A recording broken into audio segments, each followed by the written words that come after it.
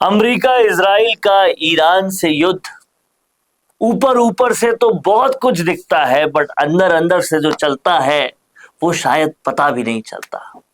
एक राज जानने की कोशिश हर कोई कर रहा है कि ये अप्रैल के महीने में हर रिफाइनरी में विस्फोट कैसे हो रहे हैं, और क्या पचपदरा में जो हुआ वो भी उसी क्रम का हिस्सा था, क्योंकि कहते हैं ये भी हैक होके हुआ है, ऐसे तो आग लग ही नहीं सकती।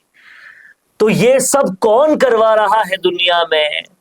क्या पेट्रोल की कीमतें, तेल की कीमतें बढ़ाना किसी साजिश के तहत हो रहा है? क्या इस साजिश का इस युद्ध से भी कुछ लेना देना है? इन सब चीजों में बहुत गहराई तक जाने के लिए मेरे साथ आज मौजूद है कर्नल देव आनंद, जो कि इंटरनेशनल मामलों के एक्सपर्ट हैं। अपनी बहुत बड़ी उम्र इन्होंने दी है सेना को और लड़े हैं देश के लिए, समझते हैं अंतर्राष्ट्रीय मुद्दे किस तरह से इधर उधर होते हैं। तो सर, बहुत बहुत स्वागत सबसे पहले आपका। धन्यवाद वरुण जी। ये तेल के मामले में चल क्या रहा है? एक ही वक्त में हर जगह विस्फोट हो रहे, इतने सारे जगह विस्फोट हुए, और क्या ये विस्फोट का लेना देना एक सोची समझी साजिश से है कि भाई अब तेल के दाम बढ़ाना बहुत जरूरी है और इस तरह से तेल के दाम बढ़ाए जाएंगे? क्योंकि हथियार और तेल ये दो ही रीजंस है जिससे युद्ध हो रहे हैं।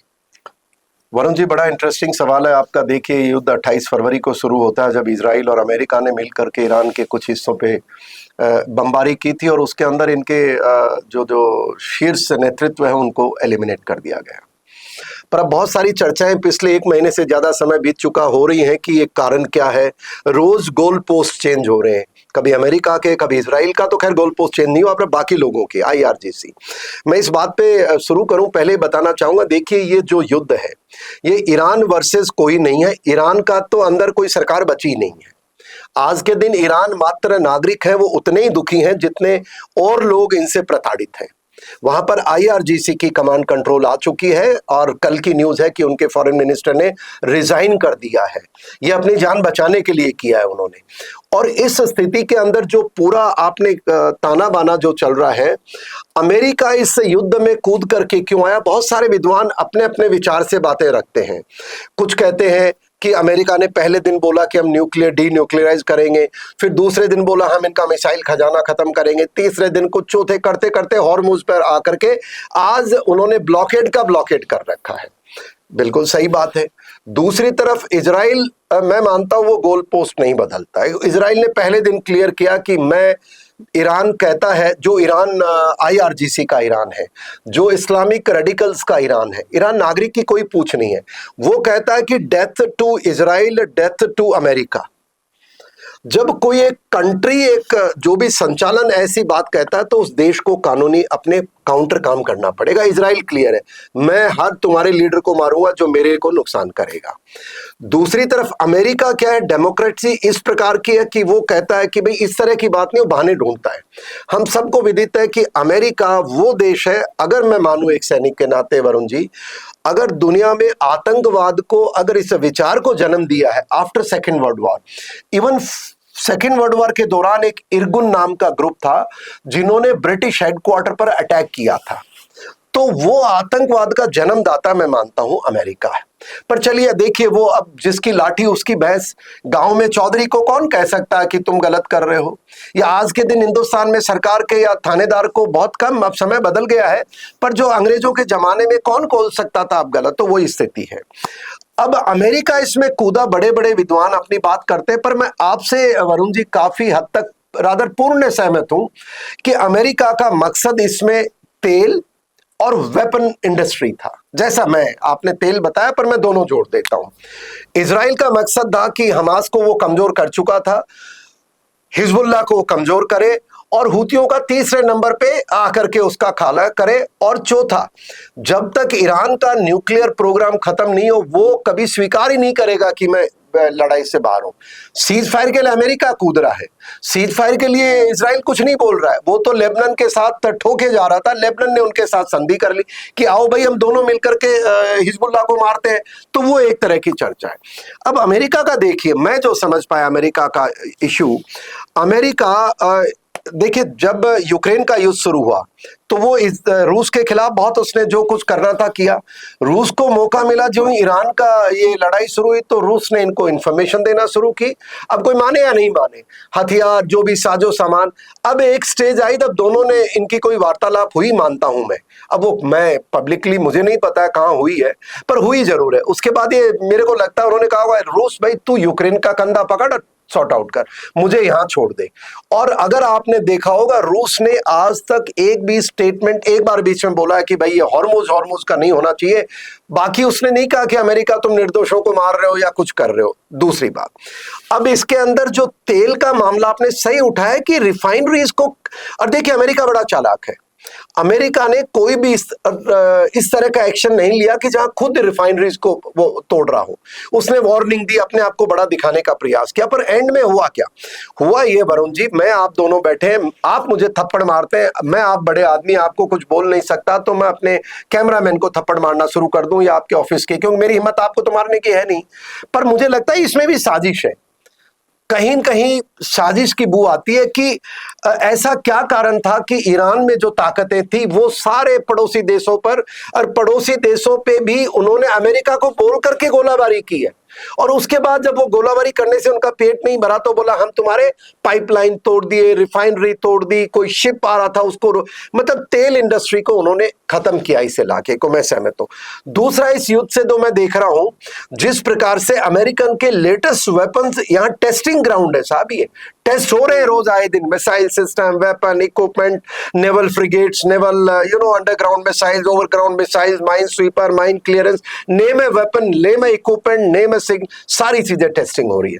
अब टेस्टिंग के बाद जो वहां टेस्टिंग तो हो गई, अब खरीदेगा कौन? तो इतनी पिटाई करवा दी आसपास के देशों की, और अभी सब डरे हुए हैं। वो कह रहे भाई माई बाप, तो अब वो कहीं न कहीं उनका वेपन सप्लाई होगा। इधर तेल का मैं आगे और आना चाहूंगा, रिफाइनरी की जो आपने बर्बाद करवा दिया।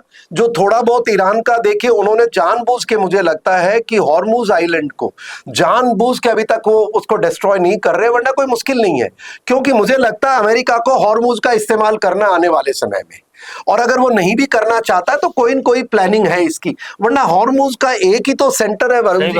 और सारे दर्शक जानते हैं कि ईरान का पूरा तेल बंद निकालते कितनी जगह से हो, पर एक्सपोर्ट का पॉइंट उनका हॉर्मुज आइलैंड ही है, जहां पर वो डीप सी पोर्ट है, उसको वो नहीं नुकसान। अब उसको ब्लॉकेट कर दिया। अब ब्लॉकेट करके जो ईरान के अंदर रेजिम चेंज करेंगे नहीं, तब तक वो डेमोक्रेट, जैसे उन्होंने वेनेजुएला में क्या किया, पहले हटाया, आज उनको कोई अपोजिशन नहीं है, जो लीडर थी वो उनके साथ मिल गई और पूरा वो तेल पे कंट्रोल आ गया। तो ये यहां पर तेल की जो रणनीति है, रिफाइनरीज को बर्बाद करना है। भारत की रिफाइनरी में भी आपने बताया जो हमारे जैसलमेर वाला जो हुआ है, कहीं न कहीं कनेक्ट हो सकता है, अभी तक मैं इस पे ज्यादा मुझे ज्ञान नहीं है, पर यकीनन तेल का गेम अमेरिका का क्यों है? मैं एक आगे और सवाल पूछे, देखिए कि दुनिया में जो सबसे ज्यादा तेल का भंडार है वो वेनेजुएला में था, उसको कब्जा कर लिया उसने। दूसरा भंडार है रूस के पास, और तीसरा जो बड़ा भंडार है वो है इस अरब देशों के अंदर। और अरब देशों में भंडार होने से क्या होता है, जो चोक पॉइंट्स है वो एक तो है ये अपना हॉर्मुज, और एक दूसरी है वो अपना रेड सी वाला बाबा अल मंदेर। इन दो को वो अगर कंट्रोल कर लेगा, और मुझे लगता है कि ये जो IRGC है, देखिए इसमें डबल काम हो रहे हैं, अमेरिका का तेल और वेपन इंडस्ट्री, और इजराइल का और भारत का। मैं कहूंगा मैं भारतीय हूं, मैं भी भारत का एक हिस्सा हूं। बहुत सारे हैं जो हिंदुस्तान में छातियां पीटते हैं और उनका दुख आता है जब ईरान के ऊपर बम गिरता है, पहलगांव में मरते हैं, तब इनके कोई आवाज नहीं निकलती है, तो उनकी मैं परवाह भी नहीं करता हूं। भारत का जहां तक ताल्लुक है, देखिए भारत को खतरा है IRGC के उस मॉड्यूल से जिसको हमास कहते हैं। वो आकर के पहलगांव हमले को निर्णायक रूप देने वाला हमास था, जो POK में आकर के उन्होंने किया था, हम सबको विदित है, वीडियोस वायरल है। उसके अलावा जो अभी टनल्स पकड़ी गई हैं वरुण जी, जो करीब 6 टनल अंडरग्राउंड पहले तो क्या छोटी, देखिए वो क्या करते थे, हमास वाले आके ट्रेनिंग देते थे पहले तो देते थे, तुम भाग जाओ, कैसे क्रॉस करते हैं, माइन फील्ड को कैसे क्रॉस करते हैं, तार को कैसे पार करते हैं, नाइट विजन डिवाइस जो हमारे पास है उनको काउंटर। धीरे धीरे उन्होंने फिर जब हमारी फेंस बन गई तो उन्होंने कहा कूद के कैसे जाओगे, कूदने की तकनीक बताई, जब भारतीय सेना ने उसको काउंटर किया, इन्होंने कहा ड्रोन ले लो, ड्रोन से हथियार डालो। अब जो बहुत सारी, जब आखिर में सारी हो गई, अगर आपको याद हो इजराइल वर्सेस हमास का युद्ध चल रहा था गाजा में, तो वो टनल्स की आपने बहुत कहानियां सुनी होंगी। वही टनल्स भारत के अंदर लास्ट ईयर आकर के ट्रेनिंग दे के गए, जो 5 भारतीय सेना ने निकाल लिया है। तो मैं देख रहा हूं कि ये आतंकवाद के खिलाफ भी इजराइल की लड़ाई है, अमेरिका की नहीं है भाई। अमेरिका का ताना बाना। और मैं देखता हूं कि भारत की जो स्थिति है आज के दिन, मैं अब कोई सरकार का तो हिस्सा हूं नहीं हूं वरुण जी, पर जो समझ पा रहा हूं ये पूरा खेल ये है कि भाई इनकी पिटाई, ईरान के नागरिकों से किसी की दुश्मनी नहीं है। वो बिल्कुल लिबरल काइंड लोग हैं, अपने आस्था में विश्वास करते हैं। पर जो IRGC जो कॉमेनी के साथ भी, IRGC ईरान की सेना नहीं है वरुण जी, नागरिकों को पता होना चाहिए ये धर्म की रक्षा के लिए सेना है। और ये कॉमेनी जो उनका धर्म गुरु थे, उनकी रक्षा के लिए थे, उनके आदेश के लिए। पर धीरे धीरे इन्होंने क्या किया, अपनी एक बसीज नाम की एक नॉन वॉलंटियर फोर्स है करीब 8-9 लाख की, वो तैयार की इन्होंने। हमास तैयार किया कहां के लिए, गाजा के लिए जो पैलेस्टीन वाला है। हिजबुल्लाह तैयार किया कहां, लेबनान के लिए। हूती तैयार किया यमन के लिए। इराक में इराक मिलिशिया तैयार किया। और ये तेल को कंट्रोल इन्होंने करते हुए इनका पूरा फंडिंग, ट्रेनिंग सारा। और ये कहते थे, और देखिए उन्होंने दिखा दिया कि जब हमें जरूरत पड़ेगी हमारे जो मिलिशिया है, जो हमारे प्रॉक्सीज है, उनको एक्टिवेट करेंगे। हमास को इन्होंने करके दिखा दिया, हिजबुल्लाह को करके दिखा लिया, हूती को करके। और 2 दिन पहले इराक के अंदर ही इराक की मिलिशिया जो इनके थे, उन्होंने ऑयल रिफाइनरी पे फायरिंग की, जो आपने कहा। तो ये खेल बहुत गंभीर चल रहा है और भारत वेट एंड वॉच कर सकता है, मैं यही कहता हूं। और भारत के सरकार का अभिनंदन, मोदी जी ने बहुत पहले इसको भांप लिया था।